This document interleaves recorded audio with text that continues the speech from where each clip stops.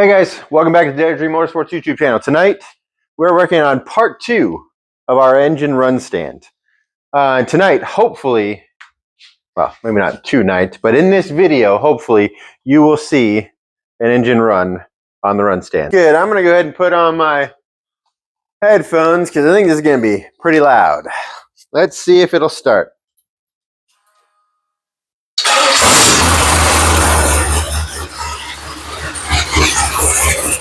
So we have a couple things over here.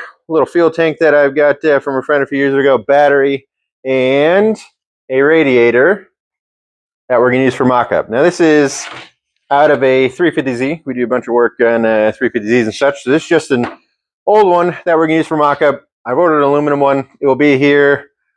It's just a little bit before Christmas, so it'll most likely be here quite a bit after Christmas. But we can at least get the mock-up done and get it actually usable with this one, and then I will swap it out when I get it. So first thing we're going to do, we're going to go ahead and build the stand that will hold the radiator in place generally here on our cart. So I went ahead already and did a little bit of measurement, and we're going to want this roughly, if you look there on the side, 34 inches tall. Will put us just a couple inches above where the engine's sitting there. That's roughly where we want to be at. We want the radiator to be the taller point. And we're not just going to run a radiator. I am going to run a full expansion tank on here because I do like it better, especially for those times when we're running engine for 30, 40 minutes maybe on this, we might. So we're going to go ahead and get that set up. We'll cut the sides at 32 for along here, or sorry, 34 here. And then I'm going to use this piece that I just had sitting around, and we'll use this 32 wide. So it'll be 34 inches tall, 32 inches wide. Go ahead and get a base cut up, or a stand cut up and set up, and we'll get it welded up.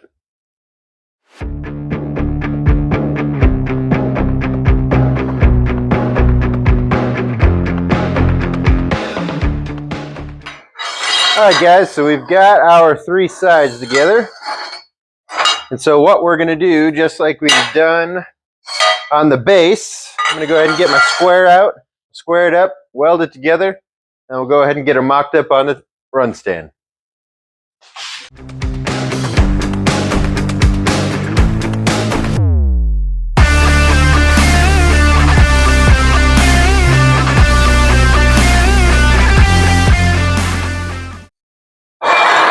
Alright guys, there you have it. Top has been tack welded together. We'll bring it over here on the run stand. We'll get her set up.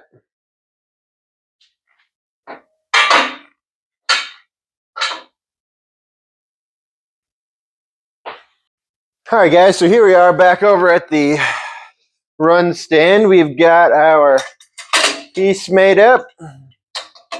And I've got a couple more sleeves just like we use for the stand, so I can actually remove this whole piece once we get this welded in. That will make it easier if we're doing any work on the front of the engine, pulling the dampener, pulling the cam, anything like that that has to happen. If we do it on the run stand, we can do it and make it easier. So really this project's about making everything a little bit easier for us. So being able to run an engine, being able to work on it while it's on here, that sort of thing. So we're just trying to make things as easy as possible. So we'll get it lined up here. We'll get her tacked up. We'll check to make sure we can pull it in and out. If not, we'll adjust a little bit and go from there.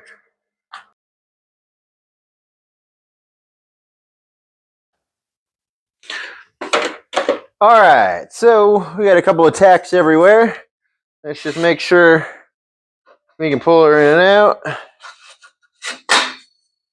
Beautiful. We'll have to make sure we check that again when we put a crossbar in here for the radiator, but so far, that's pretty good. A little tight, but that's kind of what we're looking for, especially with the radiator. We don't want to bounce around, but once we tighten up the bolts here, it'll get tighter. So when all 4 of them are good, we're good. I'm going to go ahead and finish weld around those edges. We'll move on to the next part.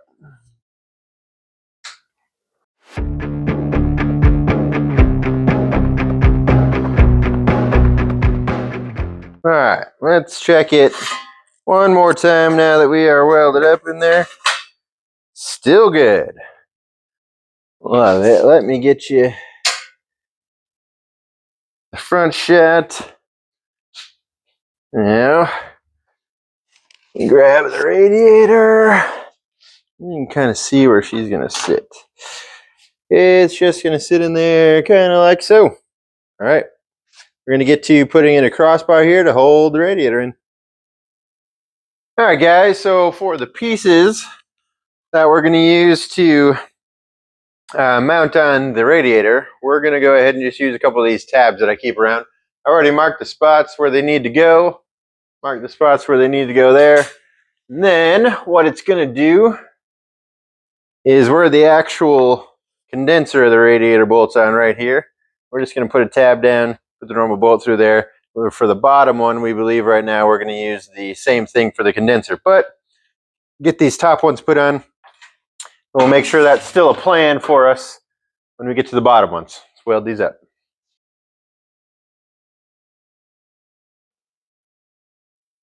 That's the other side. Let's go ahead. Make sure the radiator fits. And if it doesn't, we can make some adjustments now.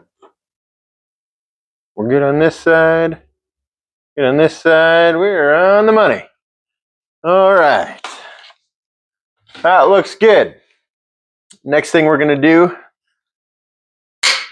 is we'll go ahead. We're going to cut this bar here for the middle. Do some measurements off the radiator and such. Then we'll get us a piece put right here. Let's do it. All right, guys, and there you go. We've got our bar that we made. We'll get it tacked up, and then we'll get a couple little mounting spots mirrored to the top for the bottom mount. So go ahead and do it. Okay, he's tacked in place well enough. We'll go ahead and find some mounts. All right, so I'm hoping to be able to show you our plan here and hold it all into place at the same time. So we'll go ahead, line up our top pieces here. Right about there is roughly good enough. And so what I'm going to do is just use these same couple of tabs that I did for the top. We're just going to put one there at the bottom and one there at the bottom on the other side. And we'll slide these in before we bolt the top in. So go ahead and get it cleaned up. Get ready to put those on. All right, guys, so there we are. We've got our bolted up here at the top. Now I can show you a little bit easier. These we're just going to use. You're right down there just like that. All right. Get those put on. All right, guys, this step is done. Fully welded up, fully welded up, fully welded up. Still nice and loose. Goes in and out the way it should. All right, radiator's done. We're gonna allow that to cool down before we put it back on. Move to the next step. All right, guys, things are cooled back down. We've got the radiator mounted back up. It's time to move on to the next step. So that is gonna be, we're gonna mount up. This is just a mock-up battery. It's dead, but for now it'll work. And this is a gas tank that a friend of mine gave me about, I don't know, 5 or 6 years ago maybe. Just been sitting in the shop collecting dust, but it's good for what we're going to use. A couple gallons will fit in here. And show you where we're going to put it. So we're going to put the gas tank right here on this side. And then what we're going to do is we're just going to take a piece of angle, cut it to the right spot, and we will just set a piece of angle there. We're going to put the battery on the other side. We're going to put a piece of angle there. So get this angle cut to the right length, get the battery and the gas tank put in.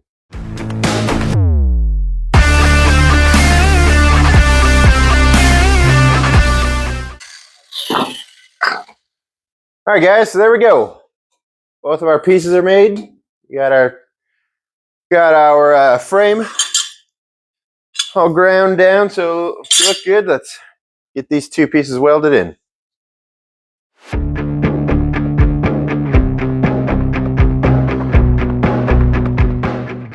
Okay guys, there we have it. Our two pieces are welded in. Let me grab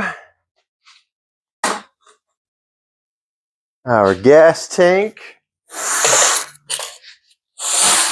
and a battery. That's where they're gonna live. Now, battery we're just gonna put a nice strap around to hold it on there. But the gas tank, we're going to go ahead and use one bolt on one side, one bolt down there on the other side. So we're gonna get this lined up. Yeah, roughly there. And roughly there. And then I'm just gonna quick, simple, go ahead and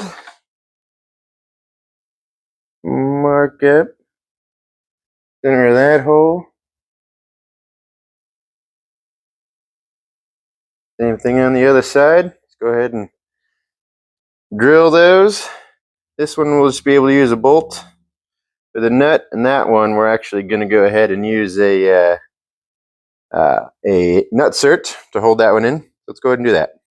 All right, there we have it. She's bolted down. Next thing we're going to do is we're going to start laying up our fuel system and our wiring such. However, that means we need an engine we can actually hook some wiring up to. So we're going to get rid of this one, put a different one on there. Well guys, we're back. And unfortunately, in the last video I just talked about this engine and we just put our fuel system together. I totally forgot to hit record hard enough apparently. So let's just kind of walk you back through. So we've got our fuel tank that we mounted up. We've got our exit from the fuel tank from our fuel pump. We've got it plumbed up to just a C5 Corvette style regulator. Regulator in the return back into the fuel pump. From there, we made a -6 hose from there, and then we're going to run it down along the side, back up here, and over to our fitting on the fuel rail. Now, let's talk about the significance of our engine that we got here. So this is one of the backup engines that we've used previously on the Mustang. Yeah, it's dirty and dingy, and it isn't anything fancy. It's a 5.3. It really has nothing done to it. It even has factory head stud seal. We haven't even opened this engine at all. It is an engine that we put in Wisconsin before Ultimate Streetcar Association event a couple years ago when we blew up the good original LS1, the 5.7 that we had in the Mustang originally. We pulled this out of a junkyard. Well, my dad pulled it out of a junkyard, and in his garage in Wisconsin, we swapped this in a couple days before an event. And we used it for, I don't know, a few months, 7 or 8 months. I feel like at least that whole summer, at least the rest of the summer, and then into the next year before we built the 6.2 to put back in it. So this will most likely go back in the Mustang. Now, we're just going to use it now for the run stand test, and then I think we'll go ahead and take factory head studs out, put some better head studs in, change the cam, because this has nothing done to it. Even OE cam is still in this 5.3. But yeah, then we'll go ahead and put it back in the Mustang. So the Mustang's just got a backup engine in it. It'll make 550, 600-ish horsepower. It'll be terribly fun to drive. Yeah, that's the significance of putting this one on the test stand. We want to make sure it's still all good and give it a test before we put it back in the Mustang. So fuel system's done. We're going to connect that fuel hose here. We'll connect that last. But it is now time to get into wiring that engine up. So let's show you what we got. All right, so what we have here is looks just like a giant mess of wires, but really it's just a super basic standalone harness. Everything from the ECU and relays and fuses all the way up to everything that we get plugged into the engine. Yeah, just a standard standalone one that any LS engine can use.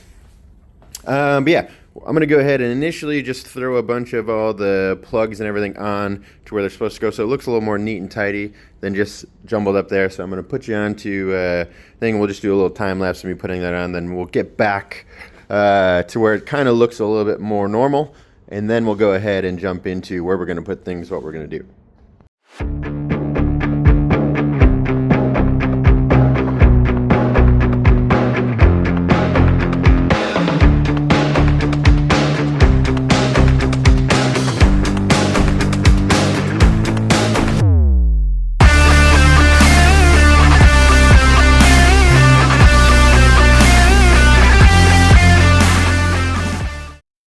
All right, so now it looks a little bit more manageable. We got all the connectors connected up to where they need to go, front, rear, all there. And that leaves us with just a few in the back. Now this is O2 sensor for this side, O2 sensor for this side. This will get hooked up to positive on the starter. And then back here, this is what we got left. And that is plugs for our ECU, our OBD port, our wires to run gauges and such, our fuses and relay block, and the stuff we're going to need for that, and then one ground that we'll have to hook up. So my plan is to keep everything kind of up and out of the way back here. So what I'm going to do is I'm going to take, and right here in the center, I'm going to weld another 1-inch bar. It goes up here a foot or two, and what that will do is we'll mount our ECU and our fuse block and such right up here out of the way. I really had debated on taking all of this and extending it another 6 or 8 feet and running it around to the front. I think it would probably be better. And for sure, I will do our OBD port that way. However, for now, because it's going to be a little bit simpler of a piece to do, I'm just going to put it up here on a pole out of the way. It'll make them out on this side and on this side for this set. Then we'll go ahead and put the ground right here on that pole somewhere. And then we'll start running the rest of our wires that we need to run. And really all we're going to do is just get it basically set up to fire up today. And then we'll finish up the rest of everything and make it look pretty later on. So let's get this bar cut up.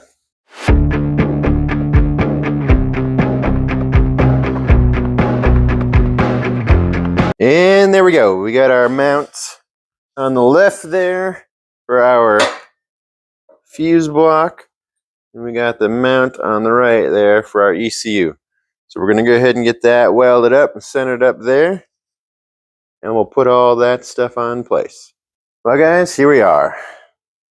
Fuse block's bolted on, the ECU spot is bolted on. All we did is down here, I just put some good tack welds on there so it's not falling off. It's not visually appealing, even if you look at it from this side.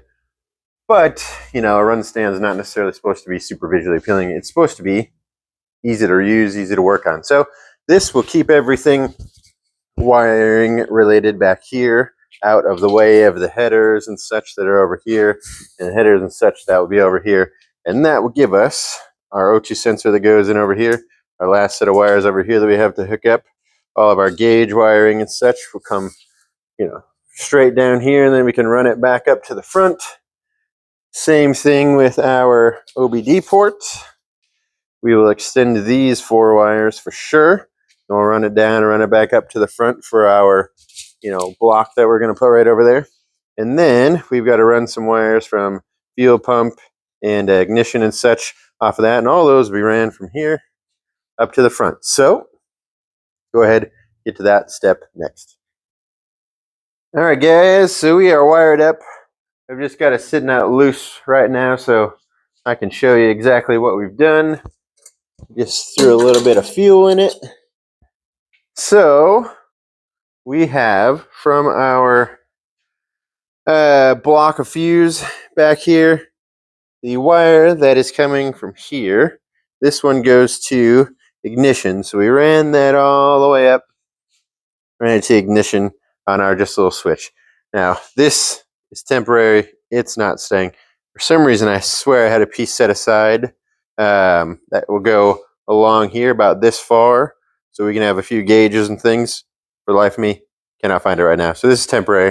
And all this is just a general little universal switch that you can get at AutoZone or O'Reilly's or any of that.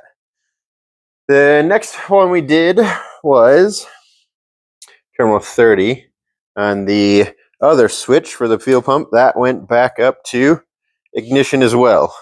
So that went to ignition. The one from the battery ran down to battery positive. We've also got our battery positive running over to the large block on the starter. And this last one here, this start, that ran back to the ignition on the other side as well. And 87 runs back over to fuel pump. Now, if you're this far in getting to the point where you need a run stand, you probably know how to do that part. I'm not really going to explain the super detail, but if you want a video just exactly on doing that part, we'll go ahead and do one up for you. And the last thing we did is there's two fuse powers. We just ran those down here so we can grab the power from the starter or from the battery on the other side. So it, in theory, should be ready to turn over at this point. And now what I'm going to do is just to check that is because I did just put a little bit of fuel in there. We're going to go ahead and pull off the harnesses for the coil packs. And so at this point in time, as long as our battery cooperates, I've been trying to jump it as much as I can. It's a really weak battery. I just can't seem to find a good one. It should be turning over. There you go. Here's the fuel pump priming. Try that one more time. Oh yeah, it's definitely pushing fuel up there now. So it should turn over. Yeah. This damn battery's just weak. Let me restart the jump box here. All right, jump box restarted. Should be able to hear it turn over. Oh yeah. So there it goes. It's ready to turn over. Now what am I going to do? I'm going to go ahead, put a set of headers on it real quick, hook up the O2 sensors. I'm going to clean up this part of the wiring just a little bit enough to run it for now. Then I'm going to go back once we're done with this video and fully clean it up. But I said you'd hear it running in this video, and we're going to do that. So we throw in a set of headers. That way we're not just firing directly out of the heads. And we'll go ahead and get you set up. We'll start it up. All right, guys, we are back. And as you can see here on the ground, we had a issue. One of those issues that we like to find on a run stand compared to in the car. So we had already primed the fuel pump many times, but as I went to prime the fuel pump one more time just to test a couple of things, one of the injectors just went boom, fluid everywhere. And so what happened was one of the O-rings was kind of, and let me see if I can show you here, kind of folding over, and there was a nice little crack that developed in it. Bang, crack, popped over, and just allowed gas to shoot everywhere. So we're going to see if we can get this to start. Now, it might take a second. Like I said, we've primed the fuel pump many times, so that should be good. And other than that, it's just, does it turn over and fire? So our battery's weak, but I've got my jump box on it again. Let's see if the jump box is enough. At least get it to fire over for a few seconds. If it is, that's where we're going to end today's video. I'll clean everything up and make it look super nice, but if it is, we officially have a run stand. Let's see.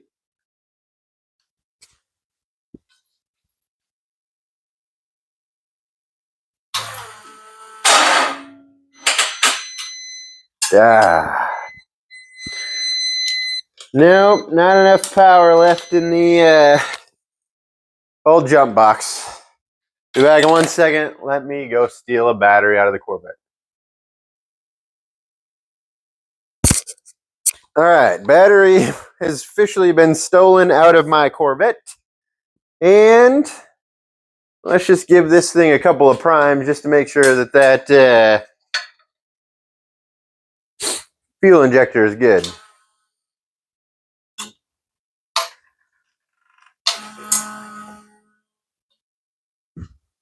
Yeah, everything looks good. I'm going to go ahead and put on my headphones because I think this is going to be pretty loud.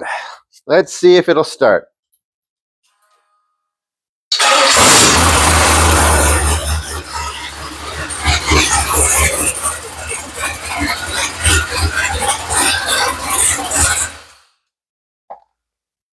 Well, there you have it. I don't have an alternator on it, so I don't want to kill the battery that we use in the Corvette. But there it is. Engine stand is running. Now, like I said, I still got to clean up all the wires, make this look nice. I'm going to wire loom all of that, going front to back. Same thing with everything up in here. Clean it up just a little bit. Take our OBD2 port, put it up to the front, extend those wires. So I still got a bunch to do. That's the end of this video. Engine run stands working. Let's build some engines.